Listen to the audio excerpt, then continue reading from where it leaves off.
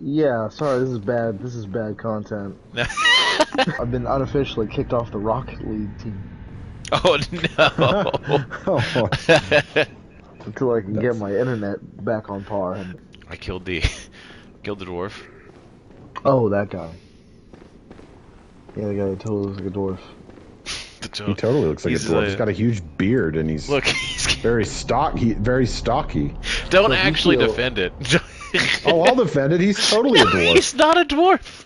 7-foot tall race of Cthulhu men. You know the dwarves. Yeah, he is. He's an oversized Fine, dwarf. You know, like Tolkien had, of course, popularized what a dwarf looks like in fantasy. Yeah, and he There looks was exactly like usually it. there's usually always one main characteristic of dwarves, and that was small. That guy is a dwarf. Changed my mind. I'm trying, but Giant I don't hooded think Cthulhu Bearded, face, purple super magic hot, wield. stocky. Just turned into the Scotsman from Samurai Jack. Giant Has an bearded axe Cthulhu that's face. Has an Bite axe. Either biter stock foot and little pathetic. I can. Is Paul Bunyan a dwarf? By this logic you've set forth. But like, I don't think Xbox does that. Hmm. And it's kind of That's weird. cool. It's kind of weird because I'm not using like a capture card or anything like that. Oh, hey, you know what? You're not wrong. Okay, that was we were confirmed by my extremely loyal fan. I mean fans. There are dozens of us. That PlayStation 5 is better than Xbox.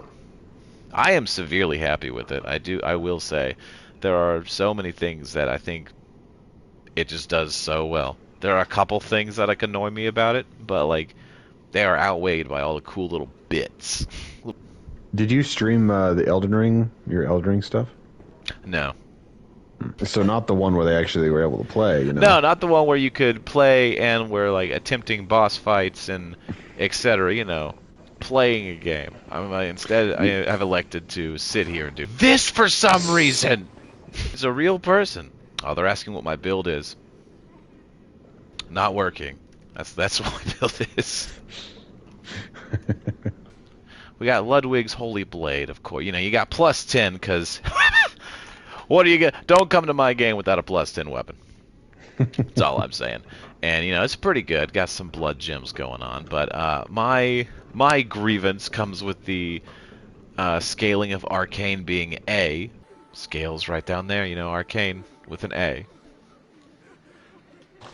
A plus, whatever. But then as soon as I'm like, okay, yeah, let me channel these blood echoes real quick. Let me level it up. We go down to arcane.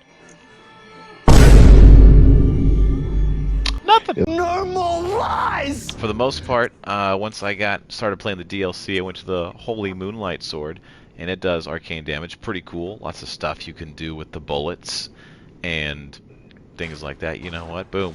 This is a video we can demonstrate. Look at this thing. Ooh. It's bright. So it's got really cool attacks that take some blood bullets to use. But you know what? Hey, they're really cool attacks. And they can charge up and do a lot of like stagger damage, things like that. So I was using this for a long time. You know, cut all the different blood gems in it, things like that. But the main benefit was that it really staggers some of the larger enemies with these like charged up attacks, especially the thrust and things like that. So that helped out a lot. But then these freaking DLC bosses, they don't stagger for anything. They literally, you could just sit there all day and wail on them, and man, they're just gonna punch you in the face. So they are not a force to be reckoned with lightly. So I swapped back to Ludwig's Holy Blade because it can do some heavy attacks that are quicker. It can be in and out. Lightning in the system. But so I went back to it, but I'm still bitter that all the levels went into arcane that could have gone to the other ones. So it's alright. It's alright. It's the game making sure. It's just one more thing Miyazaki put in Bloodborne that was like, you know what? How about, alright, let's see. What if we didn't give them any healing flasks? You can't transport between any of the bonfires or you know, in this case, lamps. Because in every other game you've been able to do that, but in this game we'll just say you can't. Right? All of their items for their abilities and their health are consumable. You can run out, man, it's great. But the only way to refill them is to manually transport back to the hub area. If your internet connection drops, then, you know, normally you'd be sent back to your world, and you don't feel any shame in death. You just, you know, it's an outside force, not your control. That's what happens. But in this case, every time something drops, they're made to be standing there absolutely powerless until it just, whatever's there kills them, and they still get the "you died" scream. That way they don't feel good about playing the game. That's the only thing left in the arsenal we've got. It's great game design right there. Miyazaki, what? You're a billionaire. What if we gave them a gun? Oh, that's super cool. Like this is a world with guns. Like, that's nice. But like theirs doesn't really do anything, but they get shot constantly. Isn't that great? I cannot imagine playing this game on the older generations where the loading times would be so abysmal. Yeah. Because I played the other Dark Souls games on like the older Xboxes and whatnot, and I still liked the games just as much. Wasn't a problem. But I also didn't have to warp back to the hub area every time I wanted to even look at something. Like, you want another weapon? Back to the hunter. You better go back there. You want to level up? You know what? Go back to the Hunter's Dream. Don't even want to go anywhere else? Back to the Hunter's Dream. You need health? Hunter's Dream. You need bullets? Hunter's Dream again. See. Let me get... How many blood echoes do I need to level up? Oh, I forgot it doesn't tell me. That would be convenient. That's why it's a feature Bloodborne doesn't have. I hate this game. It's almost like every single other game in the franchise... when you look at the star menu! I think even in Demon Souls, every single other game, Demon Souls, Dark Souls 1, 2, 3, Sekiro, Elden Ring, when you look at the thing, it's like, here's how many of the monies that you got, and here's how many you need to level up. Because that would be nice to know. And you know, even think about, it's like the exact opposite. It's so unintuitive. Every other game, it's a lot more convenient to travel around and do stuff, and at sometimes you can level up from like any bonfire or etc. But, so you know, you may not even need any other games to know how much you need, because you could just sit at a bonfire or a site of grace or whatever and be like, oh, okay. But in this game, the game where you always are forced to travel back to the hub and then like talk to the lady, the time you would need to like maybe check beforehand before you come back and then like waste your time, you don't get it. Go on, Grandpa, come kill some fish people. That always makes your day better. I'm honestly kind of stoked for that one. What is it called? Return to Moria? Yeah. I think. I don't know like anything about it. Like, it's not a major release, for sure, but it just, I don't know. It seems really cool. Any kind of like, you know, it's the classic crafting and building game, but like Lord of the Rings, chasms filled with 7-foot tall Cthulhu men.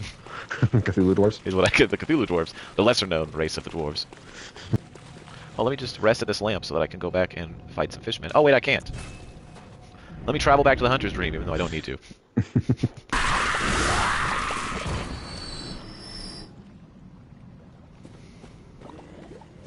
I don't want to fight the shark. But I'm close enough on the blood echoes that it would probably do it for me. Alright. I know, man. My head, he knows he is.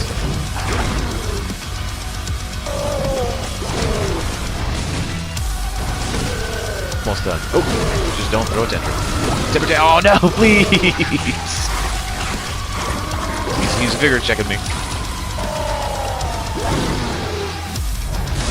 There we go. There we go. Oof. And that did it. Alright, so what are we playing next?